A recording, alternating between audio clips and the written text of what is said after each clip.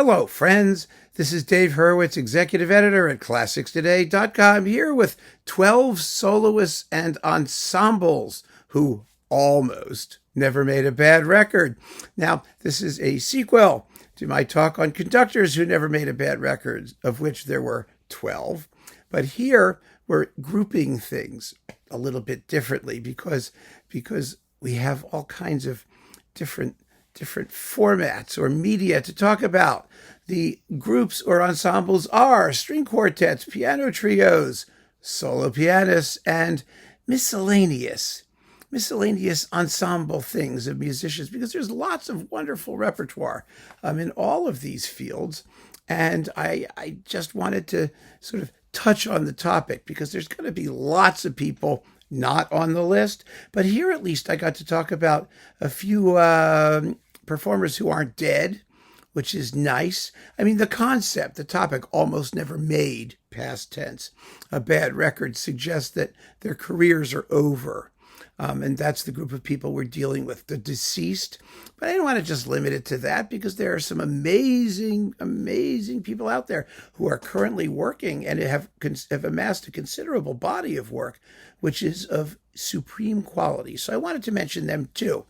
So I wanted to do this one a little bit differently. Do not freak out if your favorite is not on the list, because this is not about what your favorite is. This is about those people or groups that are objectively superb, about which there can be no question, about which nothing need be added or taken away. Yeah, right. Okay. Anyway, let the fun begin. First, we're dealing with string quartets. Now, I personally think that the modern string quartet is one of the supreme examples of musical mastery that has ever existed. I mean, these groups are so talented, and there are so many of them, and there's such a rich repertoire. And the quality of the repertoire that they play, I think, has a lot to do with the supreme musicality and intelligence that often invests their performances. Because, they're just great players, and they're wonderful ensembles. Now, just to spice things up a bit, the period instrument movement has wrecked the ensemble and tone and timbre and intelligence of the string quartet rather nicely by imposing on them all kinds of stupid rules and performance practices and techniques which are absolutely inimical to basic musicality. So there are no period instrument groups on this list. There have been some good ones, don't get me wrong. I mean, there are some wonderful period instrument quartets. I'm exaggerating, of course, but there are also some really vile ones, which has really made reviewing string quartets and listening to them fun again, more interesting. It's not just the usual parade of excellence. With minor differences in your own personal subjective feeling about preferences in certain repertoire and interpretation. No. There are some groups out there that ought to be keel-hauled. Anyway, let's talk about string quartets. There are three of them. Each of these groups is a group of three. The first is the Quartetto Italiano. The Quartetto Italiano was, oh my God, I think they were the great string quartet in the middle period of the 20th century or so, because they no longer exist. Philips now Decca, a big box of all of their recordings for that label, and Warner also has a box dedicated to them, and or Testament, or one of those people from EMI, former EMI things. They were amazing. They were the aristocrats of the string quartet world. Their playing had such culture, such finesse, such elegance, such style. Oh my goodness, their tone was gorgeous, absolutely gorgeous. It was wonderful. Unfortunately, they fell apart under sad circumstances. One of them had a stroke, I think, or a heart attack, and had to resign from the group, and they had to find somebody else, and they all had a fight, and it was toward the end of their tenure anyway. But they eventually disbanded and or retired. a remarkable group of players who made nothing but beautiful, beautiful, beautiful quartet records. Their Schubert was gorgeous. Their Beethoven was fabulous. It's just amazing. Now, at the opposite end, they were kind of the European style of quartet playing, that enormously cultured and cultivated, somewhat relaxed style that had such warmth and ease in everything that they did. But at the opposite end, we have the Juilliard Quartet. Oh, are they great too, but in a different way. They started out as a quartet that specialized in doing contemporary music. And so they are what you might call the post-Stravinsky style of quartet playing. Lean, sharp, rhythmically intense. Again, amazing when it came to things like intonation and ensemble balance. They could play anything, and they did. And they amassed an enormous discography. They've had several changes of personnel over the years, but they still exist without really compromising the quality of what they do or their personal approach to music making. Really just phenomenal stuff. Their main label is Columbia, CBS, Sony, whatever they're called this week. And you can always count on them to deliver the goods. And they also are just as good in the classical repertoire as they are in later contemporary music, like Elliott Carter and things like that, and Bartók, which is what they made their reputation on. But their Beethoven is superb. Their Haydn is remarkable. Their Mozart stuff is terrific. I mean, really, really amazing, amazing group with a tremendous legacy. And last but not least, one of the Czech quartets, the Panocha Quartet, in my view, one of the most beautiful and vital quartets that ever existed. They also aren't around anymore. The Czech string quartet tradition is a remarkable one. There was the Smetana Quartet, which was amazing, and the Janáček Quartet, and the Tálich Quartet, which is vying with the Panochas for like modern Czech quartet of, it's just unbelievably great. They did Janáček, Smetana, Dvorak, the Czech quartet repertoire, and also a lot of other stuff too. In the basic, more normal quartet repertoire, they had an amazing combination of rhythmic energy and propulsion and tonal beauty. They were able to play hard and rough without ever sounding ugly, which is really one of the keys to great quartet playing. You've got to be able to drive the music, but you can't ever let your tone disintegrate, as so many period instrument and other regular groups did, such as England's, the Lindsays. The Lindsay Quartet, which just became the Lindsays. It's a thing to take off, make your name as short as possible. If they'd been around still, they would have been the L. But, they were famous for playing ugly, just played ugly because they thought expression demanded it. Well, expression never demands ugly, unless it's, one of those Hindemith pieces that says beauty of tone is beside the point or something. Modern music, yes, they sometimes demand ugly, but in the basic quartet repertoire, a gorgeous vocal tone is paramount at all times. Really, at all times. So there's that. Now we go to piano trios. The Panocha Quartet, by the way, was recorded mostly on Supraphon records, and they are worth collecting. Their Dvorak String Quartet series is the greatest in the world, and the Martinu too. Amazing. Piano trios. Now, piano trios, again, they're sort of right behind string quartets and having an incredibly rich and varied repertoire. Beautiful, beautiful stuff that's worth doing. And there are plenty of freestanding piano trios. Prime among them, the Beaux Trio. I mean, the group that recorded the entire piano trio repertoire, at least the entire, the entire classic piano trio repertoire, everything from Haydn and Mozart all the way up through Shostakovich and later people. And they did it with unbelievable musicianship and idiomatic flair. It's just great stuff. I mean, I remember listening to things like, they're doing Charles Ives, I think they did, and Shostakovich, and, you wouldn't think, because they were so good at doing the complete Haydn trios for the very first time, that they would be doing the later music so well, but they did. The pianist was Menachem Pressler, an extraordinary musician in his own right. And the violinist changed over time a couple times, cellist I think too, but Menachem Pressler was the constant. In the Beaux-Arts trio, they recorded for Philips, and you could always count on them to do extraordinary work, even if you may have favorites done by other ensembles. Next, the Suk Trio. The Suk Trio is another one of those amazing Czech groups. The head lead violinist was Joseph Suk, Dvorak's grandson, and Jan Panenka, I think, was often the pianist.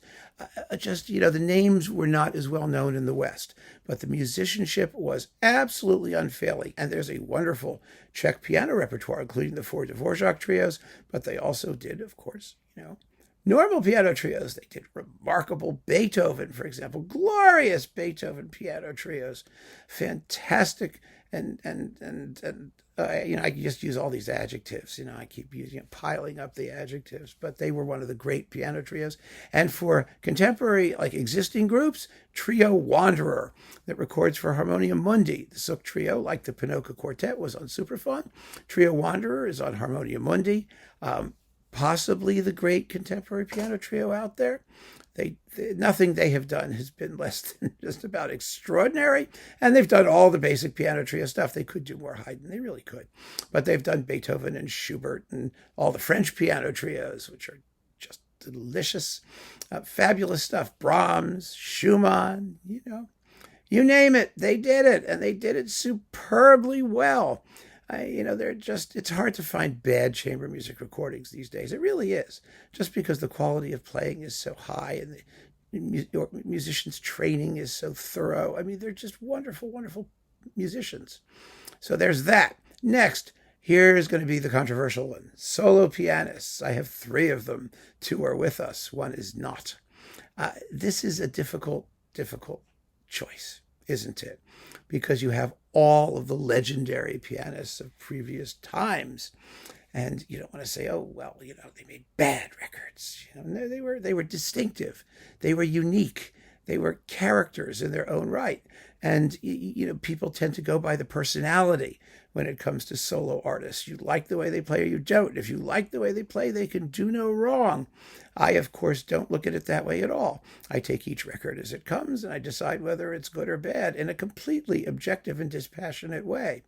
And using those criteria, I have come up with the following 3 immortally great pianists who almost never made a bad record. First, Stephen Osborne. Hyperion sort of cornered the market on great British and Canadian pianists, of which there is a surfeit these days. We are spoiled for choice, and Stephen Osborne is one of the very, very best.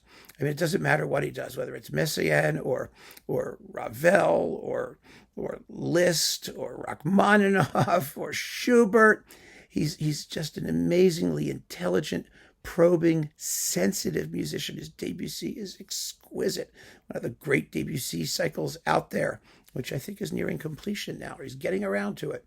Really, really a fantastic artist whose recordings have not been he's not overdoing it. Let's put it that way. He does what he feels I think he's ready to do. I don't know him and I can't say that personally, but I get the sense that he approaches each recording project with great care and great love. His Nikolai Kapustin disc is just tremendous. He's a fantastic pianist. Next, Ivan Moravec, another Czech player. It's like the Czechs are all getting in here because there's such a wonderful musical tradition for this small country, an amazingly musical culture. Ivan Moravec was a disciple of Walter Gieseking. He was known for having the most beautiful touch out there, alongside Claudio Arrau, actually, who could very well be on this list, couldn't he? Although his late stuff wasn't so great. He gets the decrepit pass, but forget that for now because he's not on the list. Moravec was a very selective artist. He limited his repertoire to things that he could only do superbly, although he played much more than he actually recorded. The recordings are also on different labels. They're all over the place. But he is a pianist that connoisseurs look to as just one of the all-time great. His interpretations were so carefully thought out and prepared, but not in the way that makes them sound mannered. He was a humble guy. I knew him pretty well. Very, very, very modest person, in the sense that modest before the music, before, as a medium through which the music flowed. Extremely humble in that respect. But as an artist, oh my goodness, he was very difficult to work with. He used to show up with his own little piano tuning gadgets, and he was obsessed about the quality of the pianos that he played and his ability to summon the best sound from them. Really an amazing guy. And his recordings are, like I said, they're on all different labels. They're on Vox, and they were in Connoisseur Society. Superfon got a bunch of them, and they released a box of select recordings of his stuff. His Chopin was unbelievably gorgeous, especially the preludes, and the nocturnes, which were legendary. He recorded them originally for Non-Such, and now they're back on Superfon. His French music was amazing. He just was, even his Beethoven. Fourth Piano Concerto, he did a recording of that. He did it twice. The first one is better. Unbelievable. None of them are bad. He never made a bad recording. He really didn't. And last but not least, in the piano category, Marc-André Hamelin, the Canadian wunderkind, wunderkey thing person. Oh, what a remarkable artist he was and is. He burst upon the scene playing Alcon and Charles Ives and modern stuff. Difficult music. And it wasn't just that he played it. The difference between Hamelin and his other pianists who were playing the same things was that he didn't just get through the music. He played the music. He shaped it. He had a brain. He interpreted it, and he made it sound as organic and natural. This impossibly difficult, crazily virtuosic stuff, the Godowsky etudes, and all kinds of wild things. Music you've never heard of that didn't deserve to be neglected. It was neglected because it was so difficult. And he played it as if it was as natural as breathing. And we needed that. And because of him, he's the Tiger Woods of pianists. He's raised the bar on pianistic virtuosity. Now all kinds of people do that music, and they do it very, very, very well, because he set a standard. And he still does, quite frankly. His recorded legacy on Hyperion, now Hyperion's owned by Universal, and God knows what's going to happen, but he's going to make records, hopefully for the next billion years, and when he's done, and when he's gone and no longer with us, there should be an enormous box, and it will be the greatest box of piano playing anyone's ever assembled, probably. Really an astonishing artist, and also one hell of a guy. And that really counts too, at least in the modern world. There are lots of wonderful pianists out there who are like insane. They're difficult. They're mostly from Russia, or somewhere in Europe where, the Wagnerian view of the artist hero is still like, given some sort of lip service, and these people are supposed to behave like jackasses. But you don't find that from Marc-André Hamelin. You just hear great piano playing and interesting repertoire. It's extraordinary stuff, and he does like amazing Haydn, and he does C.P.E. Bach, and he does everything that he does is just amazing. It doesn't all have to be the flash and dazzle repertoire. He does things that are witty, and he composes too quite well for his instrument. So that's the pianists, and I know that you will have others. You may say to yourself, oh, what about violinists? That's an interesting question, isn't it? You can't really do violinists this way, because the violin repertoire is much more limited. It's not that there's less of it. There's tons of it. But the worthwhile violin repertoire is much more limited. You don't really hear violinists out there discovering all kinds of interesting violin music that people listen to and go, oh, yes, it should return to the basic repertoire immediately, like you do with pianists. Also, the violin is a much more limited instrument than the piano, not expressively, but in terms of, you got 10 fingers, you can do a whole, full body of tone. You don't need any help.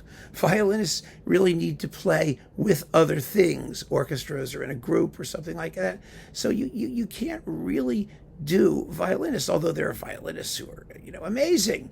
Are there violinists who never made a bad record? Yes, I think there are, probably, prime among them, someone like Nathan Milstein. It was just incredible. But it's not a repertoire where you could do that. So I left out the violinists. Maybe we'll figure out a way to get at them. Or, one of you guys could figure out a way to get at them. But right now, I don't see it. Miscellaneous ensembles. These are miscellaneous groups of instruments that do interesting things. And the category explains itself when you see the three entries in it. First, the Netherlands Wind Ensemble. The wind repertoire, the woodwind repertoire, one of the great niche repertoires in the history of Western music, and nobody did it better. And fortunately, Australian Eloquence put all of their Phillips recordings together, thank God, and they released them in a box.